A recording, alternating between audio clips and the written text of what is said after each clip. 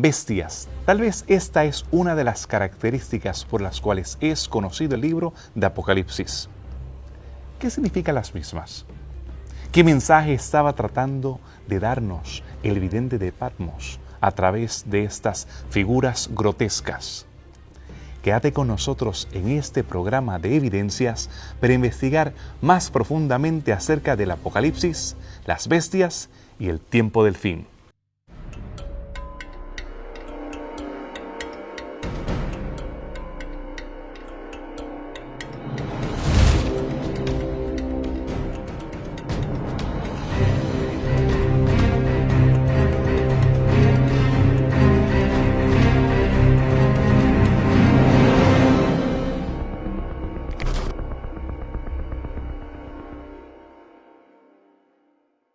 Qué bueno tenerles nuevamente en este programa de evidencias, continuando con esta serie acerca de la profecía.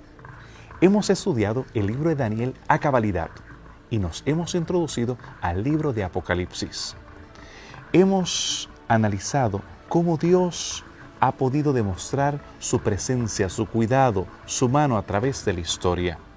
Y ahora nos enfrentamos a un capítulo complicado. En el capítulo 13 se identifican bestias de unas características singulares. Les pido que me acompañen al capítulo 13, versículo 1. Y podemos leer: Y vi que subía del mar una bestia que tenía 10 cuernos y 7 cabezas. Sobre sus cuernos tenían 10 diademas, y sobre sus cabezas había un nombre de blasfemia. La bestia que vi era semejante a un leopardo, sus pies eran como de oso, y su boca como boca de león. Y el dragón le dio su poder, y su trono, y su grande autoridad. Vemos la relación de esta bestia con las bestias que tenemos en el libro de Daniel. En la misma tenemos características de las bestias anteriores. ¿Cómo la podemos identificar en la historia? Apocalipsis 13 presenta una bestia, un animal, una bestia. En los libros proféticos de la Biblia, las bestias siempre representan poderes. Un poder político, un poder religioso, pero nunca una persona.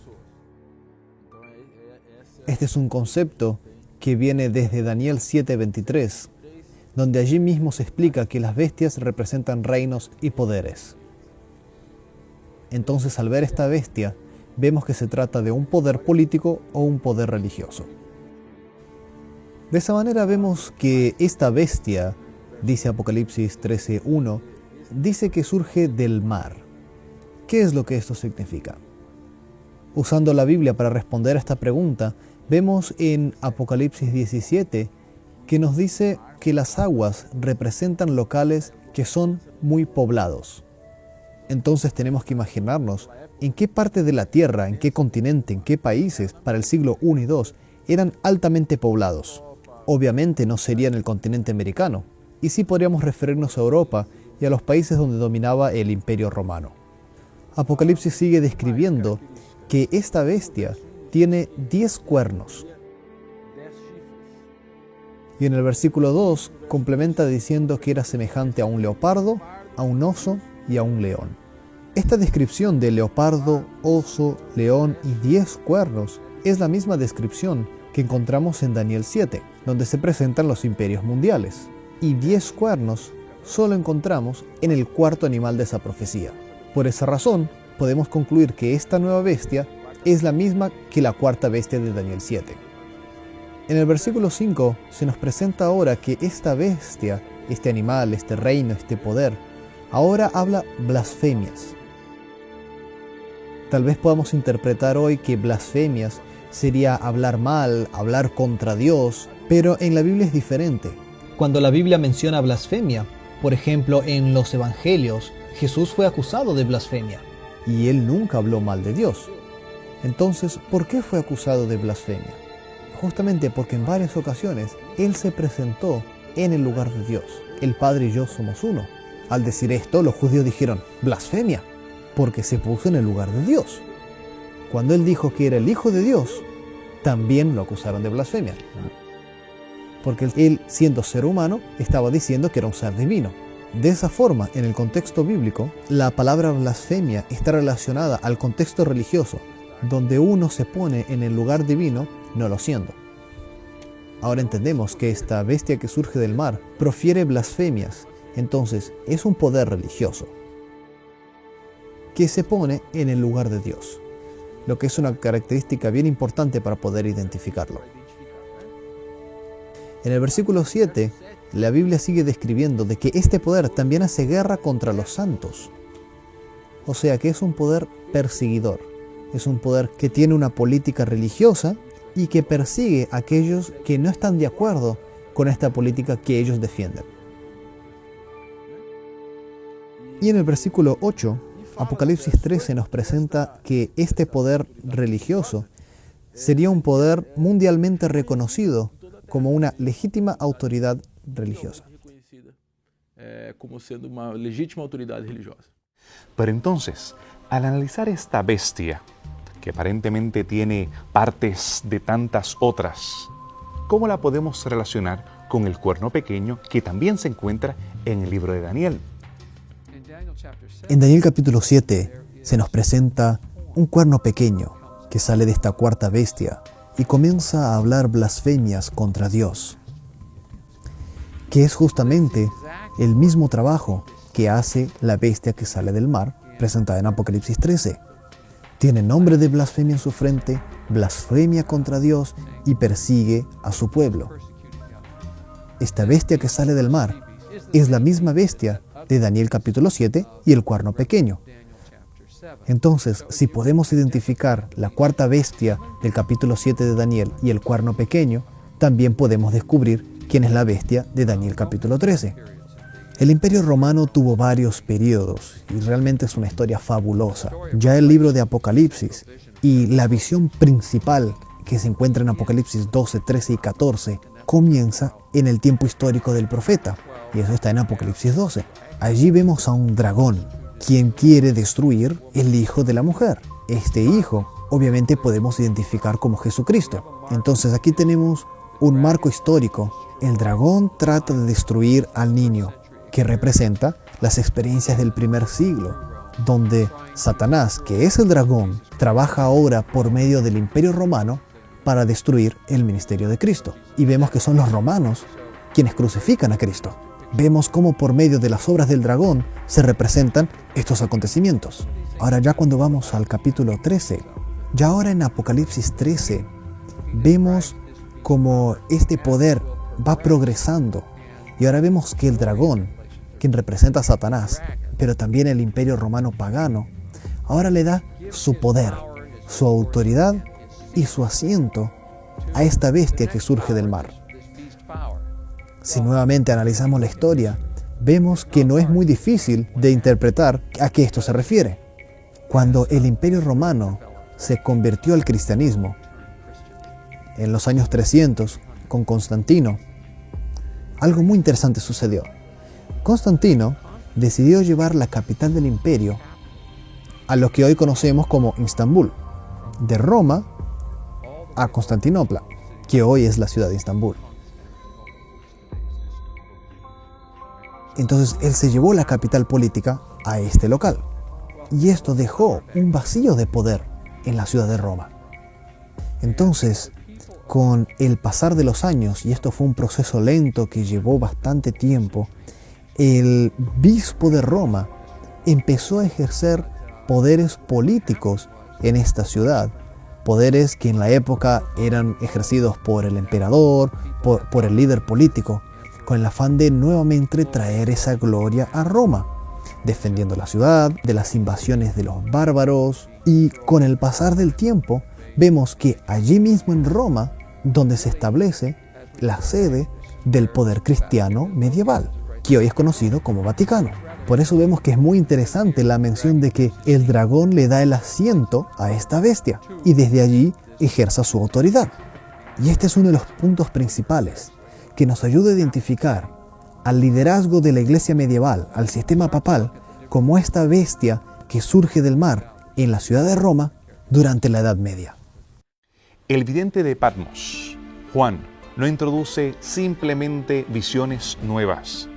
él recapitula lo que habíamos entendido en el libro de Daniel. Esa bestia que sale del mar tiene poderes que ya nosotros hemos conocido, características que nosotros ya hemos identificado. Pero no se queda con esa bestia. Ahora vemos que otra bestia emerge. ¿Cuál es la misma? Quédate con nosotros después de esta pausa en Evidencias.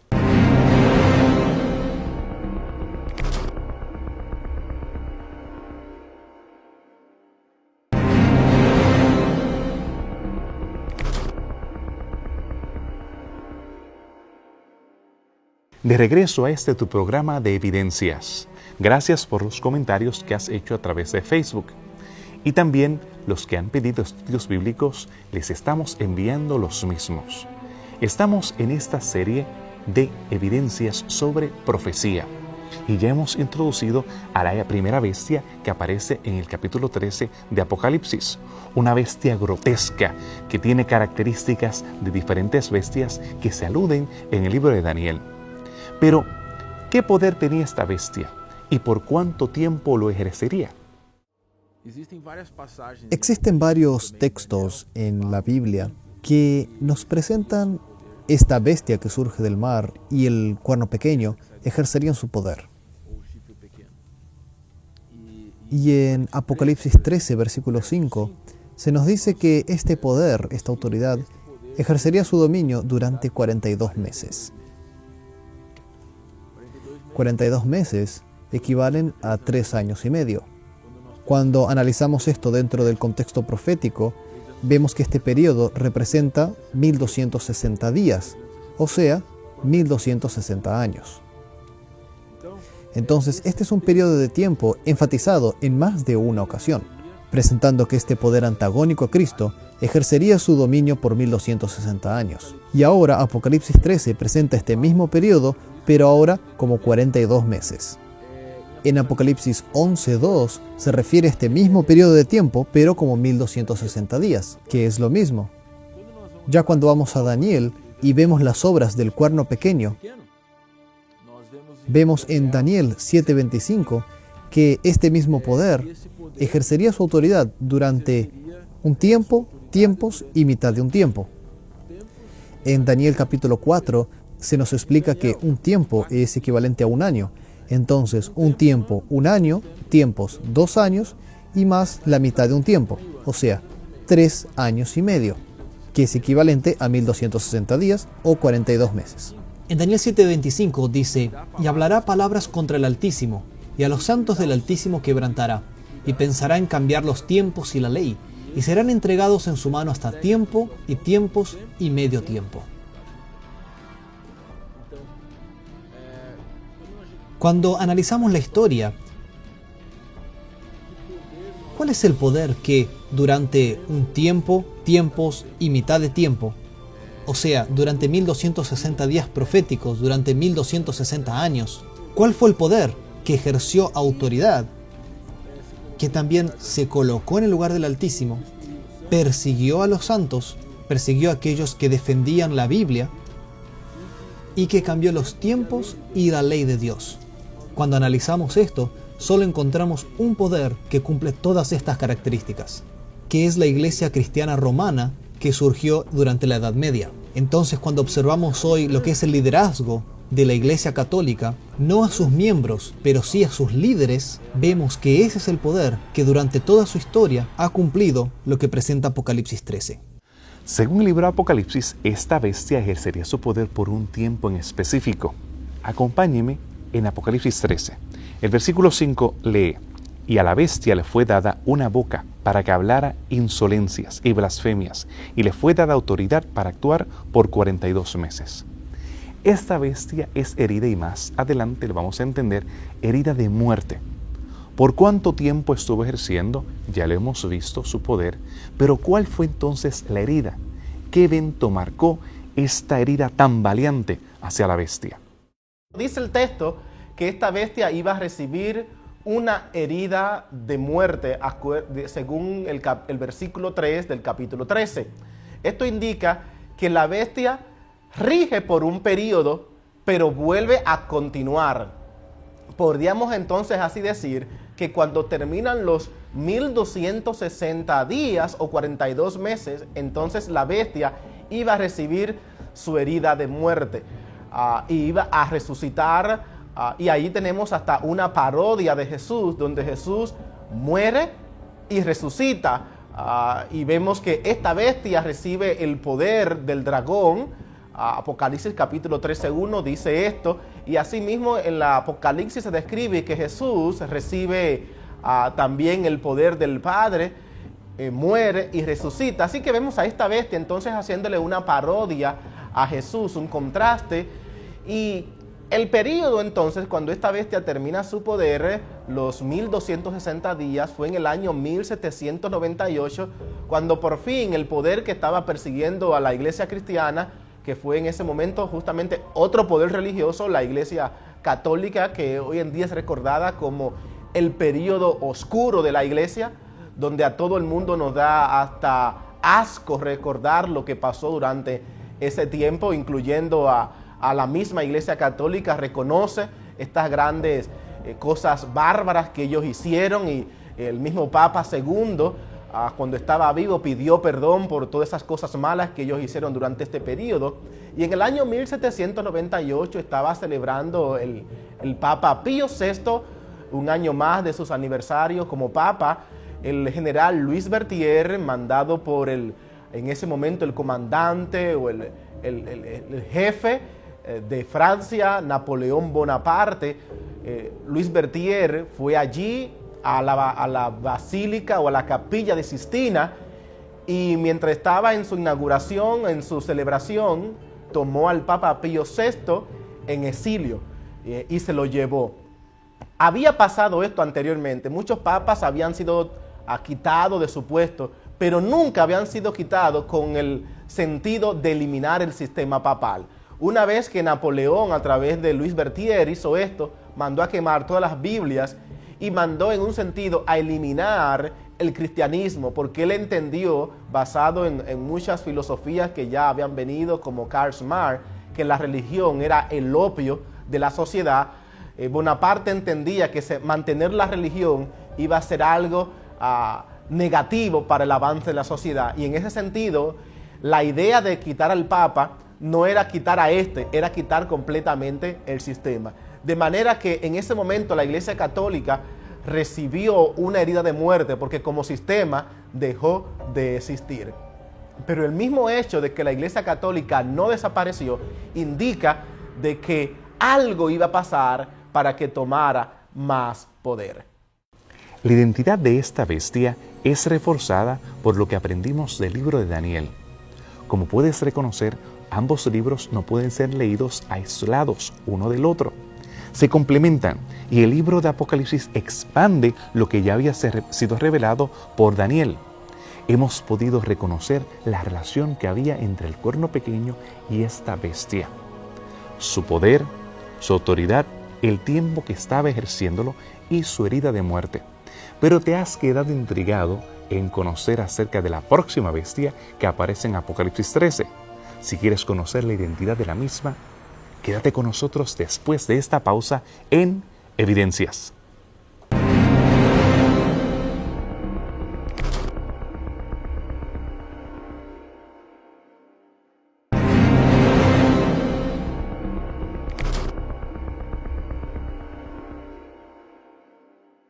De vuelta a nuestro programa de Evidencias, todavía estudiando las bestias de Apocalipsis 13. Ya hemos identificado a la primera bestia, la cual sale de la tierra. Pero acompáñeme todavía en el capítulo 13, ahora el versículo 11. Y vi otra bestia que subía de la tierra, y tenía 2 cuernos, semejantes a los de un cordero, y hablaba como un dragón, y ejerce toda autoridad de la primera bestia en presencia de ella, y hace que la tierra y sus habitantes adoren la primera bestia cuya herida mortal fue sanada. Esa herida de muerte ha de ser sanada, y es un proceso. No podemos hablar solamente de un evento, es un proceso de restablecimiento. ¿Cuál es ese proceso? ¿Y de qué eventos podemos hablar en relación a la sanación de la herida de esta bestia? Por todas las características que se nos presenta en Apocalipsis 13, tenemos que concluir que esta bestia que sale del mar es el verdadero anticristo. Al Juan describir esta bestia, Juan presenta ciertas características que son muy semejantes a las del Cordero que son presentadas en Apocalipsis 5. Y el Cordero, en Apocalipsis 5, se nos dice que fue herido. Tiene esta cicatriz de que fue herido. Entonces, si la bestia que sale del mar va a ser realmente es una falsa representación de Cristo, también necesita una herida. Se nos dice que esta herida de muerte fue sanada. Entonces vemos que este hecho de tener una herida de muerte y que fue sanada no se está solamente refiriendo a periodos históricos, a eventos que nos ayudan a determinar, bueno, aquí sucedió esto, aquí sucedió aquello, aquí fue herida, aquí fue sanada. Esta característica nos está representando que este poder es el falso Cristo. El dragón es el falso padre y esta bestia del mar es el falso Cristo. Y la bestia cordero, la bestia que sale de la tierra, es el falso Espíritu Santo. Ellos son la Trinidad del mal, la falsa Trinidad. El libro de Apocalipsis realmente está lleno de estas contradicciones, de estas contraposiciones entre el bien y el mal. Entonces, así como tenemos al Padre, el Hijo y el Espíritu Santo presentados en el libro de Apocalipsis capítulo 1, aquí tenemos la falsa Trinidad. Esta bestia es el anticristo. Pero también vemos que esta característica de la herida ocurre históricamente. Un hecho muy interesante ocurrió en el siglo XX. Un pacto fue firmado por Mussolini donde se le daba un pedazo bien pequeño de tierra, lo que hoy es conocido como la Ciudad del Vaticano, y que también es un país. Tiene sus propias leyes, sus bancos, sus diplomatas y tiene una gran influencia mundial. Aunque sea un lugar geográfico muy pequeño, pero porque representa más de 700 millones de católicos en el mundo. Realmente tiene una gran influencia. Y en la historia vemos que ese poder tuvo una decaída, pero ahora se está levantando. Y hasta hoy podemos decir que la Iglesia Católica sigue teniendo una gran influencia mundial. No podemos ignorar el hecho de que muchos católicos han realizado obras maravillosas, hermanos de buen corazón, que han hecho grandes trabajos misioneros, pero Apocalipsis no se está refiriendo a las personas, a los miembros que trabajan o que pertenecen a esta iglesia. Se está refiriendo al liderazgo, a este sistema que lamentablemente durante la historia se ha desviado de los caminos de Dios y ha creado e infundido nuevos conceptos teológicos que no están de acuerdo con lo que enseña la palabra de Dios. ¿Cómo es que realmente podemos identificar la bestia que emerge de la tierra? ¿Cuándo es que esta bestia, que aparentemente es tan apacible porque tiene imagen de un cordero, pero en algún momento dado comienza a hablar como un dragón? ¿Cuáles son los eventos que se relacionan a este cambio de aquella nación que nace sobre principios republicanos y de libertad, que garantiza la expresión libre, el libre ejercicio de la religión? Ahora comienza a hablar de manera tenebrosa como un fuerte dragón. Esta bestia en el capítulo 13, versículo 11, lo primero que dice es que sale de la tierra. El concepto tierra ya se mencionó anteriormente, se mencionó en el capítulo 12, que fue lo que ayudó a la mujer. En otras, recuerden, la mujer era la iglesia que la tierra la ayudó. Quiere decir que cuando en Apocalipsis capítulo 13 se dice que de la tierra sale una bestia, estamos hablando del territorio donde está ahora la mujer, donde está ahora la iglesia. Y si solamente la iglesia que está en esta tierra indica que es un poder que sale de la iglesia. Y el Apocalipsis capítulo 13 confirma esto porque dice que esta bestia ahora se parece a un corderito. Así que si esta bestia es una bestia cordero, indica que es una bestia, es un poder cristiano que parece que se va a volver malo. Y la misma profecía dice que aunque es una bestia cordero, realmente habla como dragón. Esto indica que es simplemente una falsante. En Mateo capítulo 7, cuando Jesús habló de los falsos profetas, Jesús describió a los falsos profetas como personas que se visten del cordero, pero que no son corderos, son lobos rapaces. Así que estaríamos hablando de que esta bestia entonces es una bestia, un falso profeta. Así que podríamos identificar que este poder ha de surgir en la tierra. Identificamos que esta tierra que ayudó a la mujer fue América, específicamente el lugar donde se fueron los cristianos, que fue Estados Unidos. De manera que deberíamos inferir que esta bestia ha de surgir en Estados Unidos con un poder. ¿Qué tanto poder tiene esta bestia? Bueno, el texto no dice qué tanto poder tiene. Lo único que dice es que esta bestia ejerce toda la autoridad de la primera bestia, o sea, la bestia anterior que sale del mar. Siendo que el poder anterior, que es la Iglesia Católica, gobernó en toda Europa, hay algo que a veces hemos ignorado. Y es que en cada país de Europa teníamos presidentes, teníamos reyes, teníamos personas políticamente con mucha influencia. Sin embargo, la Iglesia o el Vaticano o el Papado ejercía cierta influencia y cierto poder sobre estas naciones, específicamente por la religión.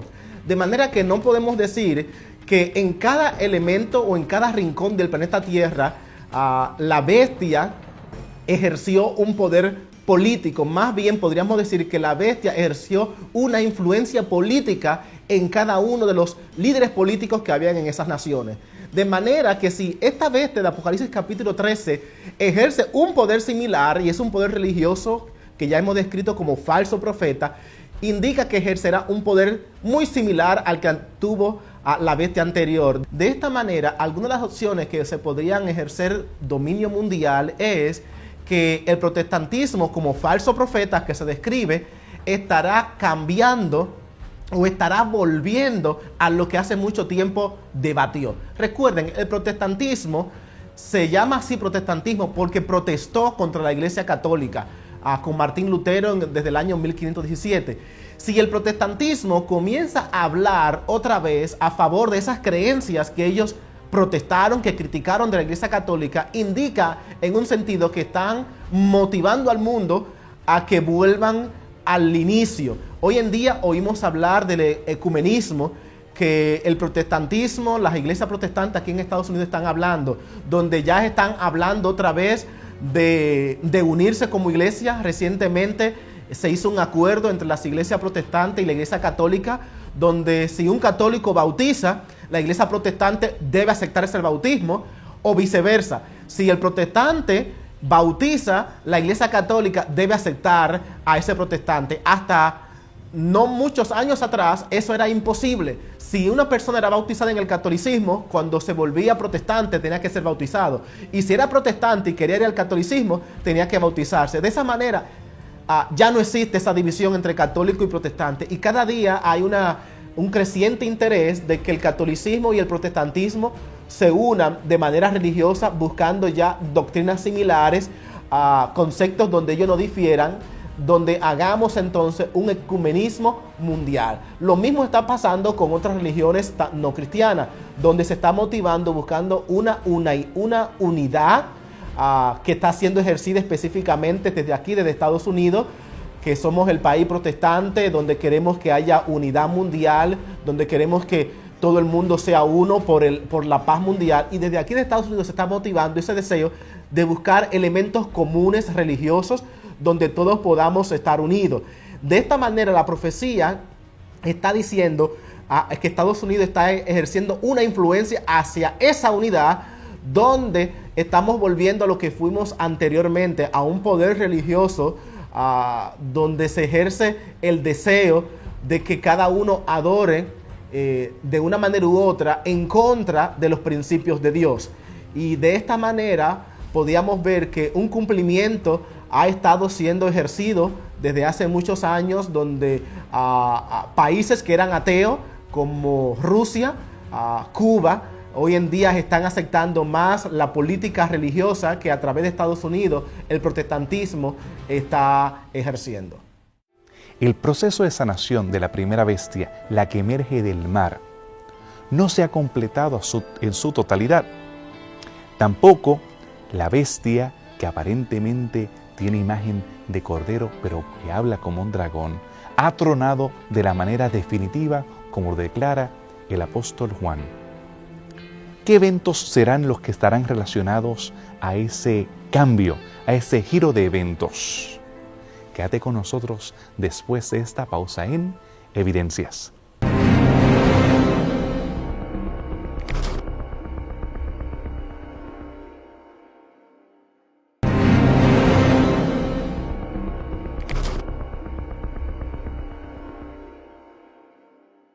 Hemos llegado a la parte final de este programa. Hemos estado estudiando acerca de dos bestias enigmáticas y poderosas que aparecen en el libro de Apocalipsis, específicamente en el capítulo 13. Ahora tenemos que estas bestias se unen y hay un engaño final. El mundo se enfrenta a señales y prodigios. A diferencia del tiempo del profeta Elías, cuando el fuego caía en el altar correcto y el altar equivocado no sucedía nada. Ahora vemos que lo impresionante, lo poderoso y lo milagroso emerge en el altar equivocado. ¿Cuál es el engaño final y de qué se trata este engaño que ilumina al mundo y sorprende a las naciones? Algo muy interesante que aparece en Apocalipsis 13 es que en este capítulo se presenta una falsa Trinidad. Así como Dios es una Trinidad, Padre, Hijo e Espíritu Santo, y juntos trabajan para salvarnos, también existe una Trinidad del mal, que trata de hacernos daño y de desviarnos del camino de Dios.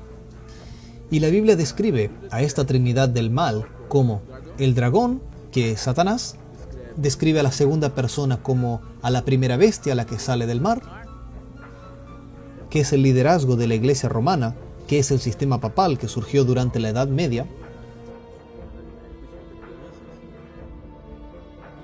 y la bestia que sale de la tierra, que ya es un poder más reciente que surge en los Estados Unidos y que hace con que la primera bestia tenga autoridad.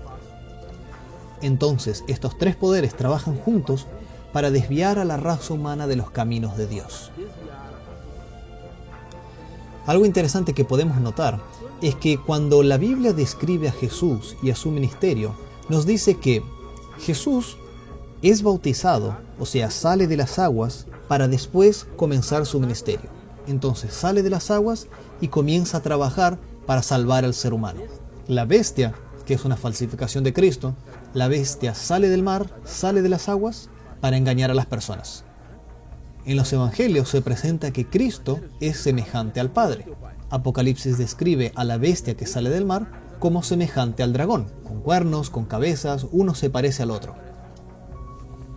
Jesús recibió autoridad del Padre para hacer su obra. La bestia recibe autoridad del dragón para hacer su obra. El ministerio de Jesús duró 3 años y medio. Apocalipsis nos presenta que el trabajo más fuerte de esta primer bestia dura 42 meses, o sea, 3 años y medio, 1260 años. O sea, es una falsificación del ministerio de Cristo. Jesús murió y resucitó. Apocalipsis nos dice que la bestia sufre una herida de muerte y después es sanada. Jesús recibe autoridad y adoración universal después de que resucita y va al cielo. La bestia será adorada por todos cuando la herida esté totalmente sanada. De esa forma concluimos que la bestia que sale del mar es un poder que falsifica todo lo que Cristo hace, que desvía el enfoque a Cristo, que es nuestro verdadero Salvador, que está en el santuario celestial, intercediendo, trabajando por nuestra salvación y que vendrá a buscarnos, y eso es falsificado, quitando el enfoque de Jesús y poniendo ese enfoque en un sistema religioso falso, que se hace pasar por Dios, que se denomina un poder religioso, que es venerado por todas las personas, pero que no conecta a las personas de forma directa con el Cristo verdadero. Primera Timoteo nos ayuda a esclarecer este punto, porque hay un solo Dios y un solo mediador entre Dios y los hombres, Jesucristo, hombre. La Biblia es sumamente clara al afirmar que solo existe un mediador entre Dios y el hombre, que es Jesús. Entonces, ¿cómo podemos justificar que las personas tengan que llegar a Dios por medio de santos, a través de intercesores humanos o a través de la confesión a un padre, a un ser humano? o por medio de la Virgen María, o hasta mismo a través del Papa. ¿Cómo es posible que nuestra conexión con el cielo tenga que ser por medio del Papa si solo Jesucristo es nuestro mediador? Apocalipsis aquí nos está presentando que el verdadero ministerio es el de Cristo en el cielo. Entonces, ¿por qué el enfoque no está en el cielo y sí aquí en la tierra? Y un detalle interesante, en Apocalipsis 13, versículo 8, nos dice que a la bestia la adorarán todos los habitantes de la tierra. O sea, es un movimiento globalizado, es un movimiento mundial. Por eso resulta sumamente interesante cuando vemos hoy estos movimientos ecumenistas donde se tratan de juntar a todos los cristianos. Lo que parece ser algo realmente atractivo, con lindos ideales. Pero cuando contrastamos esto con Apocalipsis, nos da una cierta desconfianza, ya que Apocalipsis nos dice que todos van a adorar a la bestia. O sea, la mayoría de los cristianos no están siguiendo a Dios de acuerdo con Apocalipsis, están adorando a la bestia. Y por eso tenemos que tener esto muy claro. En este periodo donde todos se están juntando, se están dando las manos, somos todos hermanos, tenemos un líder que es una persona carismática y fantástica. Todo esto suena muy bonito. El problema es que Dios quiere que Él sea reconocido, Él sea adorado, y no un ser humano. Siguiendo con la falsificación de la Trinidad maligna. El trabajo del Espíritu Santo es falsificado por la bestia que sale de la tierra. Veamos algunas de las comparaciones. Vemos en la Biblia que el Espíritu Santo es el Espíritu de la verdad que guía a las personas a toda la verdad. O sea, el Espíritu Santo está hablando de Dios a la raza humana. Y la bestia que sale de la tierra es llamada de falso profeta. O sea, que habla de Dios, pero en realidad está hablando mentiras. El Espíritu Santo lleva a las personas a adorar a Jesús. La bestia que sale de la tierra hace con que todos adoren a la bestia que sale del mar. El Espíritu Santo opera milagros maravillosos. Apocalipsis 13 nos dice que esta bestia que sale de la tierra también hace milagros. El Espíritu Santo es el espíritu de vida, es el espíritu que da la vida. Ya la bestia que sale de la tierra le da vida a la bestia que tenía la herida de muerte. Y el último punto, que tal vez pueda ser el más interesante, es que el Espíritu Santo sella al pueblo de Dios. Ya la bestia de la tierra aplica la marca de la bestia, el sello de la bestia, a aquellos que no adoran a Dios. De esa forma notamos claramente que así como Dios, por medio de la Trinidad, está tratando de salvar a su pueblo, existe una Trinidad del mal que trabaja en contra del ser humano. Esto es parte de lo que es el engaño final. Por eso hoy, en estos últimos días, tenemos que conocer al Dios verdadero y a su obra de salvación, y al mismo tiempo tener cuidado con lo que la Trinidad falsa está haciendo para engañar a los hijos de Dios. Al final del capítulo 13 de Apocalipsis se menciona un número enigmático, un número que conocemos de la cultura babilónica, el número 666. Muchas personas han tratado de identificar el mismo a través de chips que son puestos en personas, a través de tatuajes, a través de diferentes escenarios o conspiraciones. Pero ¿de qué se trata ese enigmático número? ¿Y qué relación tiene con la restauración de la bestia y con la forma de dragón que estará hablando la segunda bestia? Estos últimos versículos de Apocalipsis 13 realmente han dado mucha imaginación a las personas. Diversas publicaciones, libros, películas ya han tratado este tema del 666.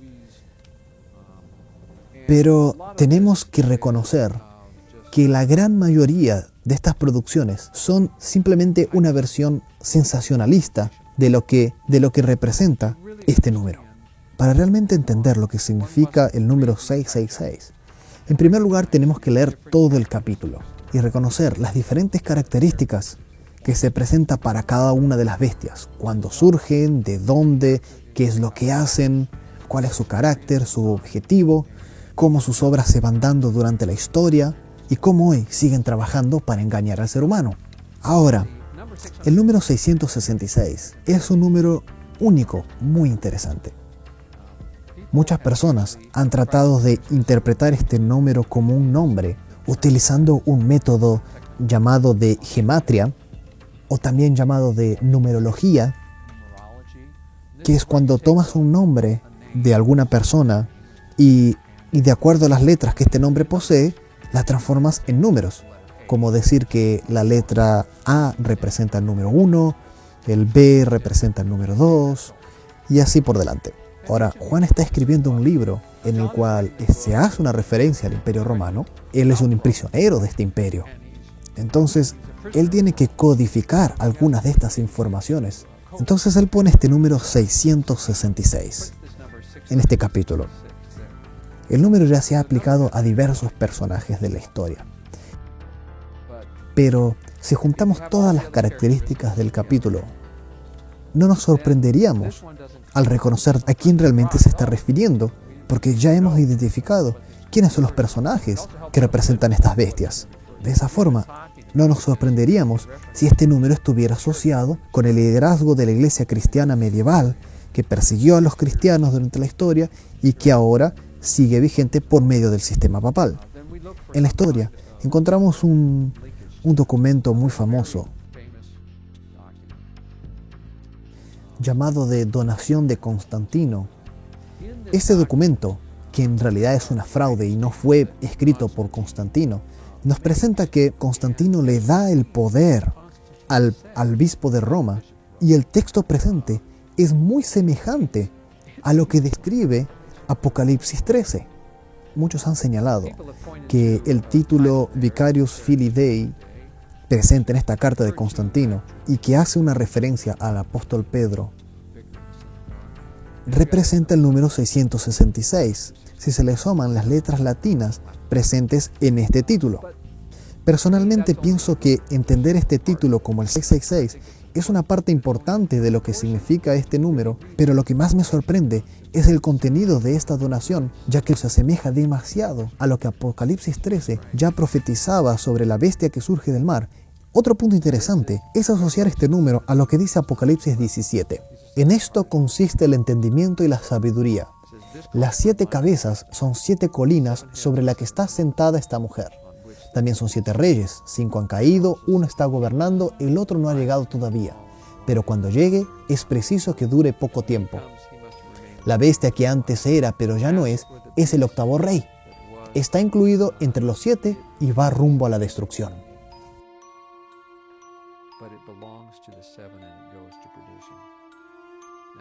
Ahora, si volvemos al capítulo 13, leemos en el versículo 18, en esto consiste la sabiduría. El que tenga entendimiento calcule el número de la bestia, pues el número de un ser humano, 666.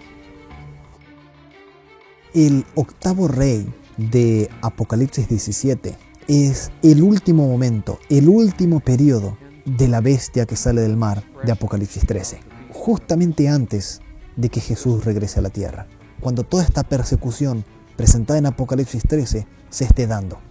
Y el número 666 nos lleva hasta ese momento de Apocalipsis 17. Entonces el número está asociada con esta donación de Constantino y también por medio de gematria con el título Vicarius Filii Dei, pero también nos permite hacer un link entre estos dos capítulos para ilustrarnos que el número 666 está particularmente asociado a la experiencia de los últimos días del tiempo del fin. La marca de la bestia que aquí se describe aún no ha sido dada, todavía no. No hasta que la persecución vuelva a ser fuerte nuevamente y que las personas puedan darse cuenta y puedan identificar que existe el lado de Dios y el lado de la bestia. Ahora bien, ¿qué podemos hacer nosotros actualmente en cuanto a esta situación? El hecho de que la profecía indique de que va a haber un poder que se va a oponer en contra de Dios y que va a oponerse en contra de las leyes de Dios y que va a oponerse en contra de la religión, deberíamos preocuparnos si lo que tú y yo conocemos hoy en día con respecto a Dios y sus mandamientos es lo correcto. Es posible que de alguna manera u otra lo que tú y yo conozcamos no sea lo correcto. Y estar del lado correcto en esta gran batalla que ha de ejercer que ha de acontecer nos da la garantía de que vamos a ser libres. En Apocalipsis 14 tenemos un llamado y una advertencia para el ser humano. El llamado está en el versículo 7. Allí lee: teman a Dios y denle gloria, porque ha llegado la hora de su juicio. Adoren al que hizo el cielo, la tierra, el mar y los manantiales. Aquí tenemos un llamado universal para que todos adoren al Dios creador. Ese es el llamado para la verdadera adoración. Pero también tenemos una advertencia en el versículo 9. En la segunda parte del versículo 9 dice: si alguien adora a la bestia y a su imagen y se deja poner en la frente o en la mano la marca de la bestia, beberá también el vino del furor de Dios. La Biblia presenta claramente que existen dos tipos de adoración y todos estarán encajados en una u otra categoría. Unos estarán siguiendo al Dios verdadero y otros adoptarán el sistema religioso falso. De esa forma, Dios está alertando: existe un sistema religioso que es falso, parece con el verdadero, pero no es verdadero. Concluimos de esa manera que la operación del mal para el tiempo del fin se enfoca principalmente en el engaño. Históricamente vemos que Satanás ya ha perseguido mucho al pueblo de Dios, pero ya para el tiempo del fin, Satanás persigue un poco menos, pero engaña mucho más. Por eso tenemos que tener cuidado. Nuestros conceptos sobre el ser humano y la existencia de Dios son ideas que hemos desarrollado por nosotros mismos, que nos ha enseñado un tercero, o son ideas que Dios nos ha enseñado por medio de su palabra. En el versículo 12 nos presenta otro elemento que también tenemos que considerar, donde Dios explica cuál es el lado correcto. En esto consiste la perseverancia de los santos, los cuales obedecen los mandamientos de Dios y se mantienen fieles a Jesús. Entonces este es el punto clave. La verdadera adoración está enfocada en Jesús, que es el único mediador entre Dios y el hombre, y también está enfocada en los mandamientos de Dios. No hay forma de adorar al Dios verdadero sin guardar los 10 mandamientos. Si regresamos en el tiempo hasta el periodo del profeta Daniel, estos dos libros de Apocalipsis y Daniel combinan muy bien entre sí. En Daniel se presenta la experiencia de 3 jóvenes hebreos frente a la adoración de un gran ídolo. Existe un ídolo en Apocalipsis 13 y de esa forma se hace un eco a Daniel 3. Y en esta historia de Daniel 3, el rey hizo una gran imagen y todos deberían adorar a esta imagen. Y el que no adoraba la imagen sería arrojado en un hornario ardiente. Vean que es el mismo concepto de Apocalipsis 13. O tú adoras a la bestia, tú adoras a la imagen, o vas a ser perseguido. Tú no vas a estar a salvo por tu cuenta, tú vas a ser muerto. La persecución será grave. Entonces, ¿qué es lo que tú harás cuando toquen la música? Esto es lo que sucede en Daniel 3. Dice, cuando suene la música, todos se deben postrar frente a la imagen. Ahora yo me imagino que muchas personas del pueblo de Dios estaban de pie aquel día enfrente a aquella gran imagen de oro, pensando, ¿qué es lo que yo voy a hacer cuando suene la música? Y se dieron cuenta de que si se quedaban parados, iban a morir. Y si se arrodillaban, ellos no iban a morir. Me imagino que de repente algunos racionalizaron el proceso. Mis sandalias están desatadas. Cuando toque la música, yo simplemente me agacho y me ato las sandalias. Y nadie se va a dar cuenta de lo que estoy haciendo. Y todos se arrodillaron porque fueron intimidados por el rey, con excepción de 3 jóvenes. Fueron llevados hacia el rey y el rey dijo, esperen, ustedes son 3 de mis hombres de confianza, Sadrach, Mesach y Abednego. Les voy a dar una segunda oportunidad. Cuando toquen la música, por favor, arrodíllense y todo estará solucionado. Pero si no, lamentablemente, los voy a tener que tirar al hornalla de fuego. ¿Y quién va a ser el Dios que los va a salvar de mi mano? Sadrach, Mesach y Abednego, esos 3 jóvenes de fe, miraron a los ojos del rey y dijeron, nosotros no necesitamos escuchar la música nuevamente. Nosotros estamos decididos y nuestro Dios es poderoso para salvarnos de tu hornalla de fuego. Pero si aún no lo hace, queremos que tú sepas que no nos vamos a arrodillar.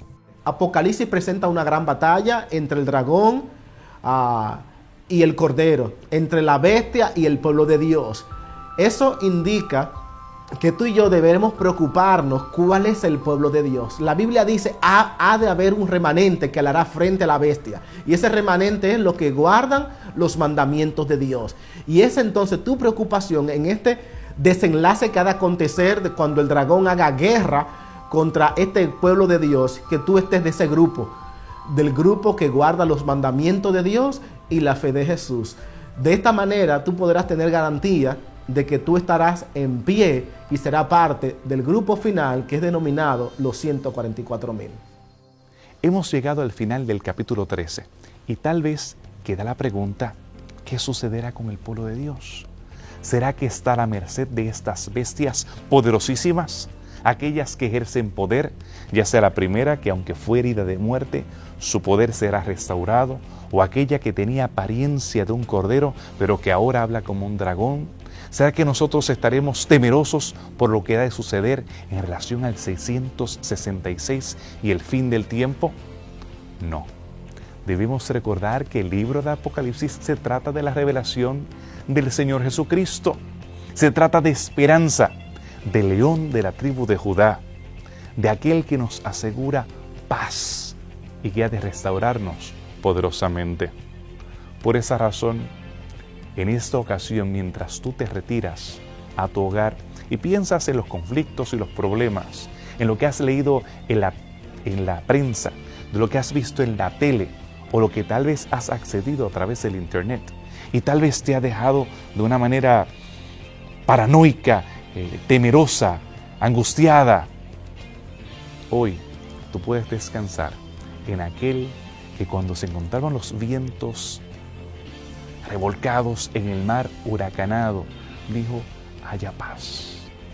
Le dio seguridad a todos de que Él estaba en control.